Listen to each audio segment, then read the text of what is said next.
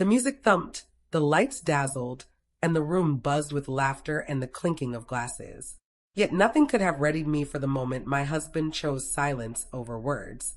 That quiet, deliberate exit tore me into fragments I didn't know existed.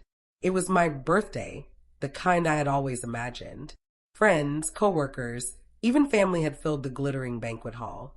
I had orchestrated every detail. The golden drapes that caught the light just right, the DJ who kept everyone moving without pause. But amid the whirlwind of celebration, I forgot the one person who mattered most, my husband, Daniel. He wasn't one for grand parties, preferring quiet dinners or walks along the river. But that night he showed up, suited impeccably, standing in the corner with that soft, private smile he reserved just for me. At first, I noticed him quietly observing me, moving between groups, laughing, toasting, soaking up attention.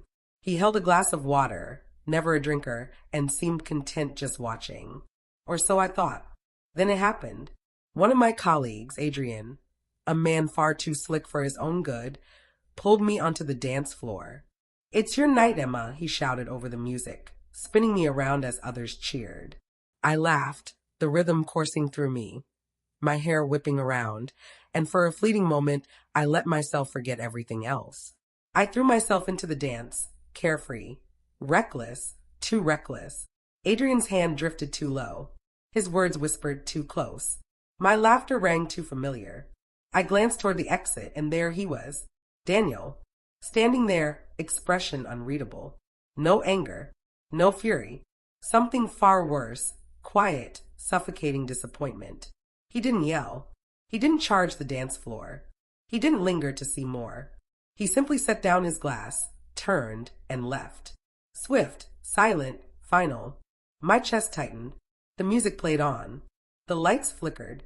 But for me, the hall had gone dark. I stumbled away from the dance floor, ignoring Adrian's protests, and ran after him. But by the time I reached the door, he was gone. No car in the lot. No footsteps to follow. Just the hollow echo of his absence. I panicked. I called. I texted. I pleaded. But my phone remained cold. The rest of the night passed in a blur.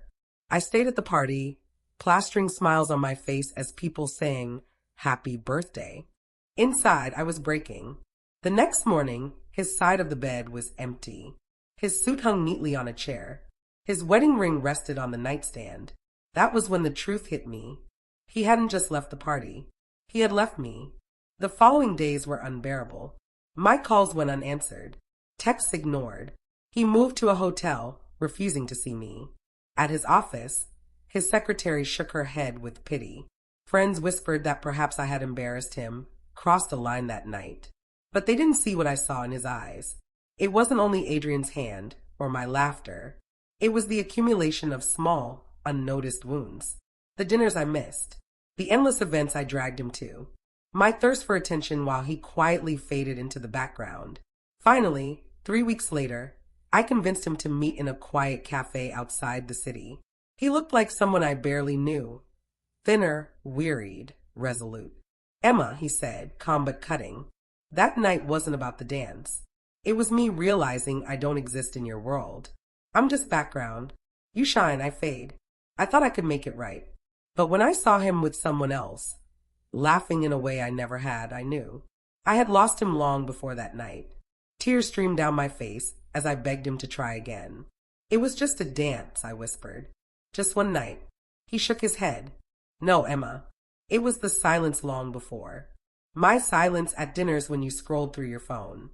My silence when you canceled our weekends for another event. My silence when you forgot my promotion, too busy planning someone else's celebration. That night, my silence became visible. Now it's permanent. He stood, left money for his coffee, and walked away. Just like at the party, no anger, no drama, only silence. And somehow, it hurt more than any scream ever could. Months have passed, yet the memory haunts me. The music, the lights, the laughter, all drowned out by the silence I should have heard.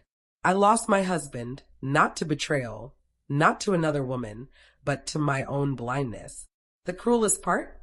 His silence lingers in the empty bed in quiet mornings, in the absence of his name lighting up my phone.